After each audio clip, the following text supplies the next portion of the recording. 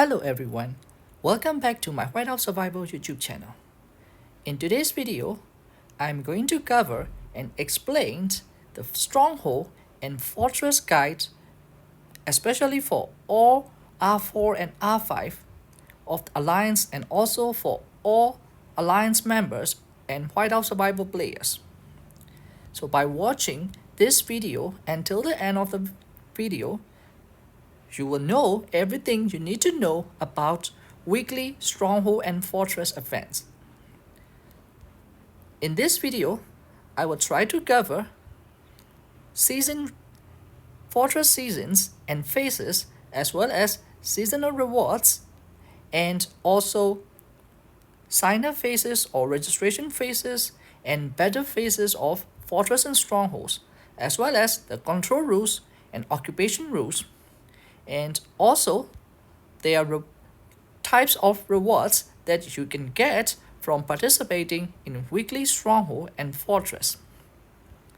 So if you think this video is really helpful and informative after watching, please don't forget to subscribe and follow my Whiteout Survival YouTube channel, as well as please like and share this video with your friends who are playing Whiteout Survival game.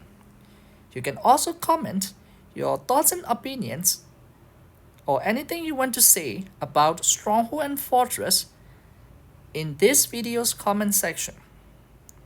Alright, now I have also prepared a very clear and detailed explanations guide notes for this Stronghold and Fortress event guide. Now let's go to my guide notes.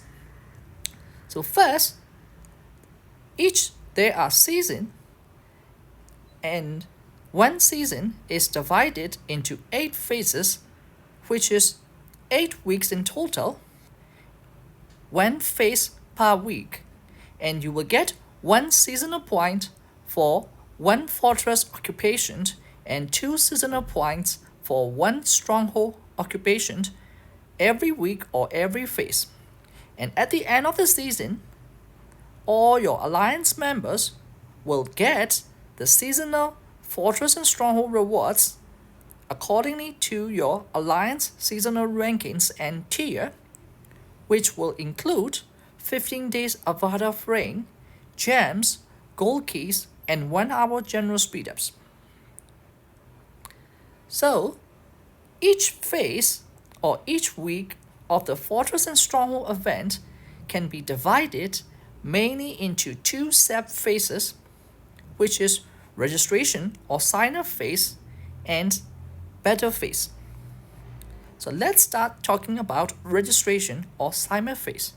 So this registration phase lasts for 2 days, 48 hours, which starts from 0 UTC in-game time of Wednesday reset and ends at 0 UTC in-game reset start of Friday, where the battle phase will start.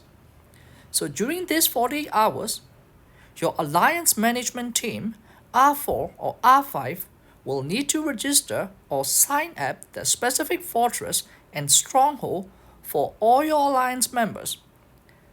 They will need to choose and register 3 time slots out of 5 available slots, where most of your Alliance members can camp online and participate during these slots.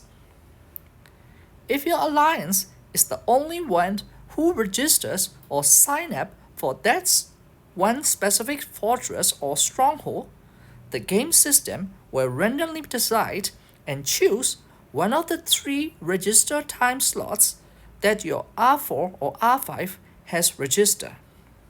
However, if 2 or more multiple different alliances sign up or register for the same fortress or the stronghold with different time slots, then in-game system will randomly decide and choose one from all of the 5 available different time slots.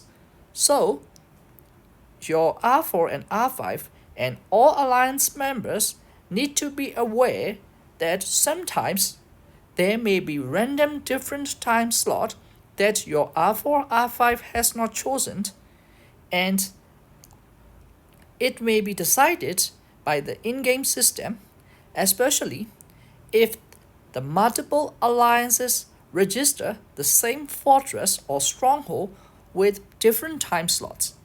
This situation is especially common during the early game of the state or server, where NAB and agreements have not properly established in your state or server. So all these weekly fortress and stronghold fights became free-for-all fights between all the alliances. However, after there is proper NAB establishment and agreements for allocation of stronghold and fortress peaks between agreed NAB alliances, this situation will very unlikely to exist. So, the decision for the allocation or division of the stronghold and fortress mainly depends on your state NAB leaders. Most states decided the priority choice and privilege for picking stronghold and fortress depending on the total alliance power or ranking in the leaderboard during the early game of the state or server. However, after later stages where after SBS starts coming to your state, this priority choice and privilege for fortress and stronghold peers is decided mostly by alliance contribution ranking during SBS spread phase. This system is mainly to encourage all the players and alliance members to contribute more points during the SBS spread phase, which will ensure your state getting the supreme president or not losing normal president position. However, unfortunately, there will be a few states where top 1 alliance or strong dictatorship alliance with so many whales will try to monopolize all the fortress and stronghold rewards according to their preference, and they will not agree to any NAB rules and decisions and trying to ban all the other NAB members who are not agreeing with their monopoly. And one more important thing to take note as an R4, R5 is for the first phase or first week of every new fortress season, each alliance can only register or sign up one stronghold and one fortress. So if your alliance gets the NAB quota for more than one fortress or one stronghold, then you will need to register the second fortress with your Academy Alliance for the first phase or first week of the new fortress season. However, after new update, trying to take this second fortress with Academy Alliance during the first week becomes more difficult than before because the Phaeton soldiers guarding the fortress will be stronger according to your state or server age. So your academy needs to have decent active farm account, which will act as a rally lead with decent stats and decent troops FC tier, plus 4 joiners to provide joiners case to be able to occupy extra fortress with Academy Alliance. Also, your whales and other active Storm members cannot temporarily swap alliance and help your academy secure the fortress, especially during the battle phase day after Friday's 0 UTC reset. So, okay, After that, starting from second week or second phase, all the NAB alliance can register for one extra fortress or stronghold. And the fortress or stronghold that each alliance occupied during the first phase or first week will be automatically registered by the game system.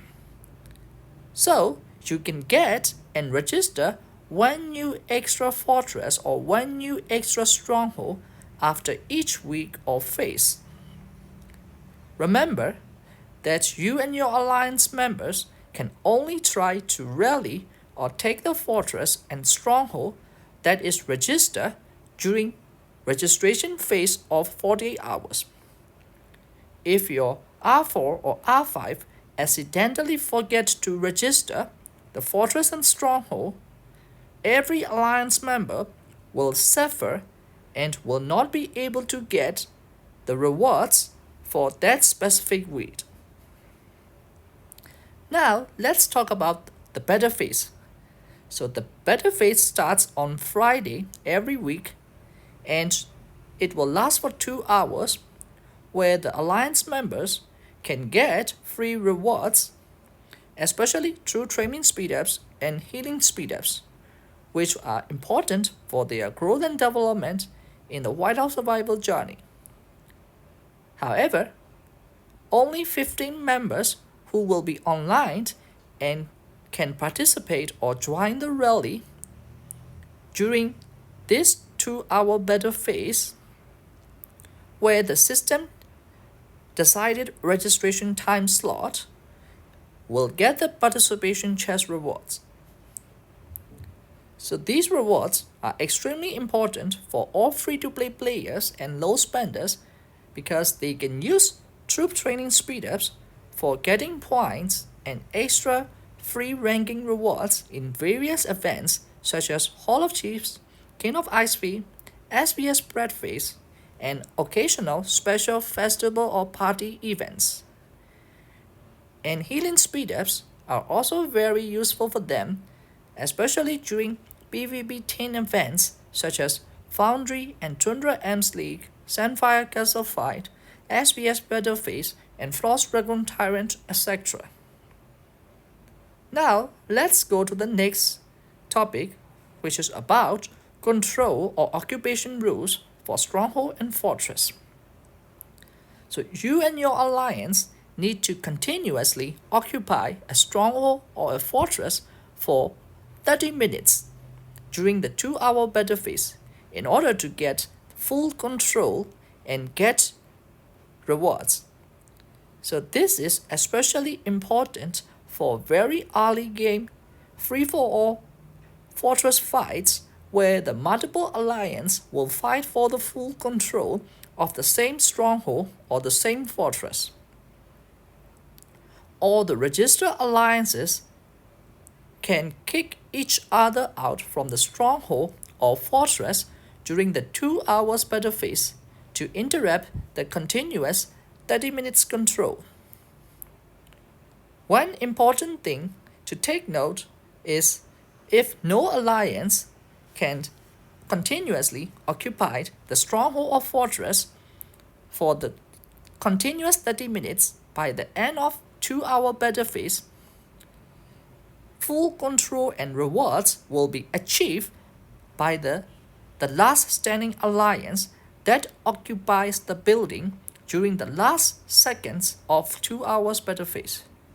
So by knowing this, it is extremely strategically useful for all free-for-all fortress fights, where especially when the competing alliances are equally balanced in strength and can be able to knock each other out with the rallies.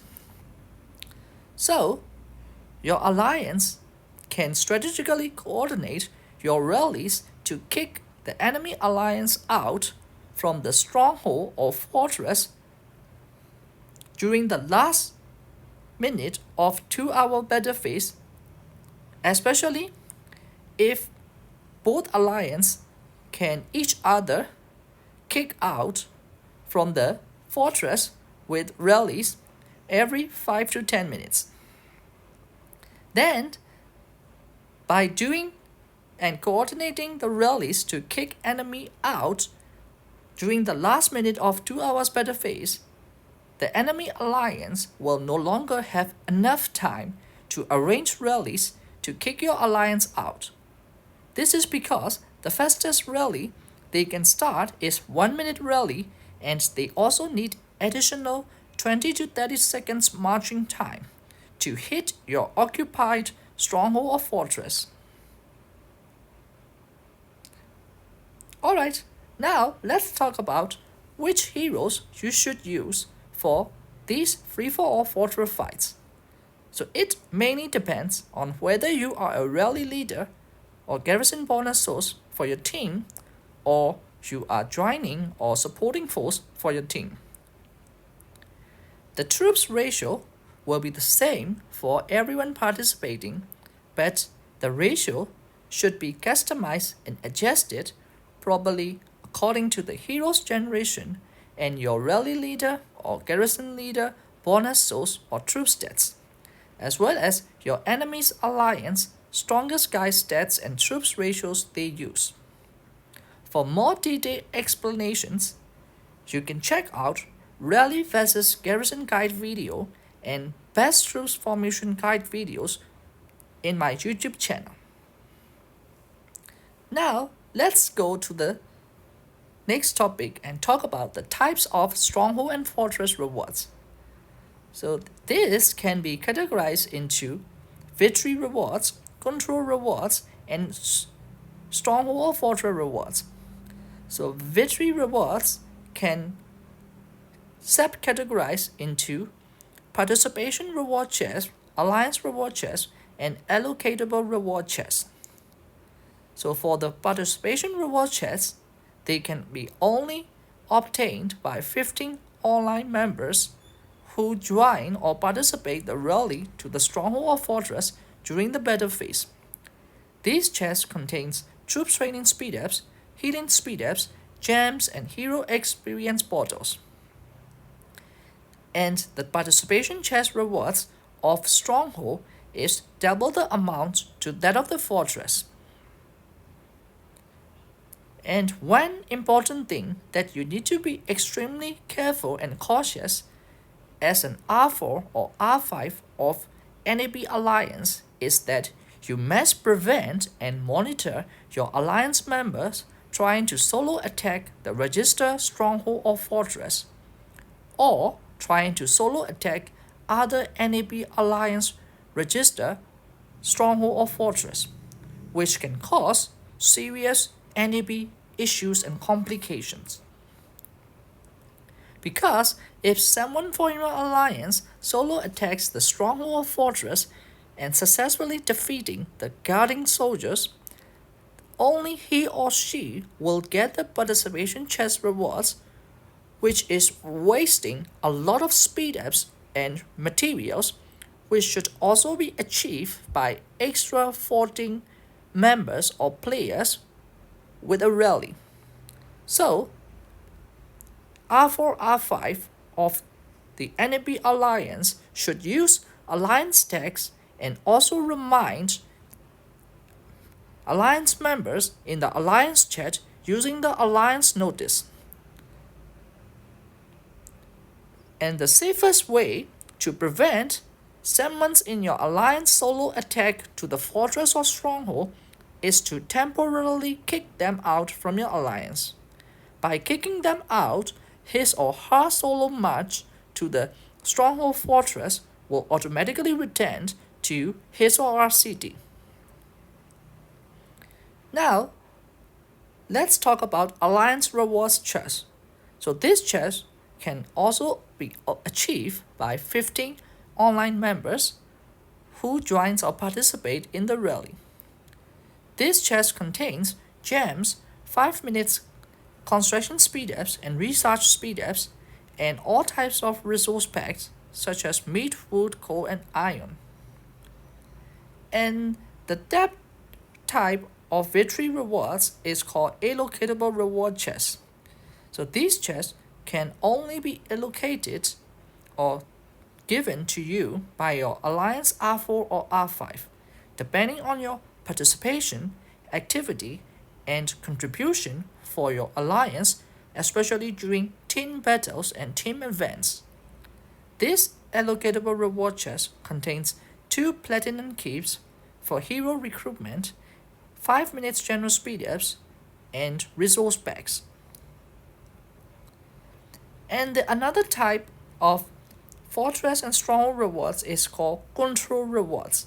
So this control rewards is the reward that everyone or every alliance member will get whether they show up and participate or not. This chest contains 1 gold key, 2 platinum keys, and hero experience bottles. And the last and the most important type of rewards for weekly stronghold and fortress rewards can also only be allocated to you by your R4 and R5. So for the fortress rewards, there are total 12 fortresses, and the fortress rewards may be 20% city bonus buff tokens, which includes 20% lethality buff, 20% health buff, and 20% deployment capacity buff. And it can also include 100 XP gear components, common wild marks, pet refinement stones, 1 hour general speed ups, advanced teleporters, and previous 2 generation Lucky Week hero sets, which will be rotated randomly every week or every phase during each fortress season. So let's talk about my personal favorite or priority list for choice of fortress picks. So my number 1 priority choice is 20% buff tokens. This is the most important and the first priority choice because especially for your rally leads and wheels, as well as also these buffs are important for all your active members because these buff tokens can be used strategically during all PvP events like Frostfire, Foundry, Canyon, Castle Fight, etc. to maximize the free rewards from the ranking rewards. And lethality buff is the most important buff because it cannot be bought in BIB shop with 50% gems discount, even for wheels and spenders who have max VIB benefits. And the normal price of these 20% buff tokens costs 20k gems, which is extremely costly. And the number 2 in my fortress priority list is 100 XP gear components.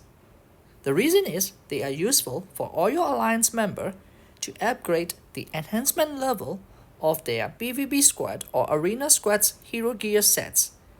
And the amount you need is so ridiculous that even for wheels and big spenders, these gear XP components will never be enough and much needed for their hero gear upgrades. So the number 3 in my priority list for fortress rewards are common wildmats pet refinement stones. They are also useful for all your members for their pet refinements, which can permanently increase their troop stats. However, after blue or rare refinements level, the probability of successful refinements with this common wild max reduce significantly, so you need some good RNG lag for successful pet refinements using these common pet stones. So the number 4 in my priority list is 1 hour general speedups. General speedups are very useful and much needed for all Alliance members, especially for their research upgrades of Normal Research Center and War Academy Research Center. You will need massive amount of research speedups or general speedups later in the game because you will need more than 50 to 70 days duration just for one research upgrade. War Academy Helios Troops research also needs more than 50 days duration for one troop type upgrade. So the number 5 in my priority list is called Advanced Teleporters. It's also useful for all the alliance members because these TPs can be used for many PvP events like Frostfire, Foundry, Castle Fight, Frost Dragon Tyrant, and SBS Battlefield. The more teleports you have, the more strategical advantage you will have in these events. And the last and the most useless in the priority list, in my opinion, is previous 2 generation Lucky Hero sets. This is because they are likely to be useless for the majority of your alliance member who should have already maxed out that Lucky Hero 2 generations ago. Still, even though they are the least useful, you can still exchange these extra hero sets when the Tundra training station comes with the tickets, and these tickets can be used to exchange exclusive widget chests and other materials you need from Tundra shop. Now let's talk about the Stronghold rewards. So there are total 4 strongholds, and the rewards can be Fire Crystals, Lucky Hero Gear chests, Best Advancement Material chests, 100 XP components, and Zinman chests only before the first Fire Crystal Age comes, or previous 2 generations KOI or SBS shots. So now let's talk about my personal favorite or priority list for Stronghold rewards. So let's start talking, especially during the early game before Fire Crystal Age comes. So before Fire Crystal Age comes, my first priority choice is Zinman Shed. Even though it is not recommended for most players to invest Zinman from Lucky Wii, either using gems or for spenders from buying daily deal Zinman packs during the early game, these free Zinman sheds from weekly Stronghold rewards will be very handy and useful for all your alliance members. This is mainly because of Zinman's construction-related expedition scale, which not only reduce the total duration of the construction time, but also the resource cost, especially for specific building upgrades like embassy and furnace, where you need lots of resources and also long duration construction time, longer than 7 to 10 days or even up to 30 days duration. So by having at least 2-star or 3-star Zinman, this will surely give you and your alliance member an edge over others in reaching the furnace level 30 first and getting T10 troops before the Fire Crystal Age unlocks. And the second list in my priority list before Fire Crystal Age is 100 XP gear components. So they are needed for all players. However, after Fire Crystal Age comes and later generations, these gear components are no longer included in Stronghold rewards and they become one of the Fortress rewards. Number 3 is Hero Shuts, I think Molly Shuts, and it's also less useful because you can easily max out Molly from daily intermissions. Still, it is not completely useless as extra Molly Shuts can be traded with tickets in Tundra Trading Station. For the number 4, I'm really sorry. I don't exactly remember this Stronghold reward during the early game before the Fire Crystal Age comes. So after Fire Crystal Age unlocks, these Stronghold rewards are changed completely to different rewards. And my priority list changed for the Stronghold rewards. So my first priority after Fire Crystal Age is Fire Crystal rewards, because these Fire Crystals are much needed and useful for all players, especially who are free to play and low spenders, and who are joining or supporting members of your alliance. Whiteout Survival is a strategic team game, and even though wills are somewhat important for the alliance, the joining or supporting force of the alliance is equally as important in my opinion, because whales need to be supported probably by high tier Fire Crystal troops and Helios troops for team battles and events. So all active free-to-play player and supporting force of your alliance members will need massive amounts of fire crystals for their fire crystal troops upgrade and Helios troops upgrades. So the number 2 in my stronghold priority list after Fire Crystal Age is random hero gear chest. This is useful for all alliance members and players, but more importantly for wills and big spenders who struggle a lot to get enough mythic gears for their legendary hero gear upgrades to level 100 and mastery forging level to max level 20 to max out their troop stats. Even though the probability of getting random mythic gear from these chests is very low, as long as you can open these chests in 200 number patches, you will get at least 3 to 5 mythic gears or even more depending on your RNG lag. Also, opening these chests in patches will give you lots of green, blue and purple gears, which you can use these extra gears for your best 3 to 5 heroes mythic gear upgrades. Alright, now the number 3 priority list for stronghold rewards are pet advancement material chests. They are also useful for all players, but more importantly for free to play and low spenders.